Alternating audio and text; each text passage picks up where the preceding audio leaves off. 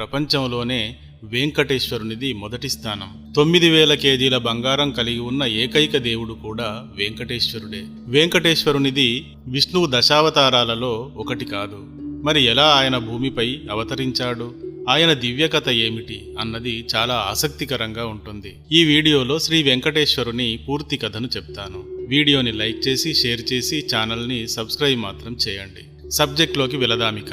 శ్రీ వెంకటేశ్వరుని అవతార కథ అహంకారాన్ని అంతం చేయడంతో మొదలవుతుంది. కలియుగంలో అహంకారం పొరలు పొరలుగా పేరుకుపోయి మొదటి స్థానంలో ఉంటుంది. ఈ అహంకారం పుణ్యాత్ములను, మంచివారిని, భక్తులను తీవ్రంగా ఆపదల పాలు చేస్తూ ఉంటుంది.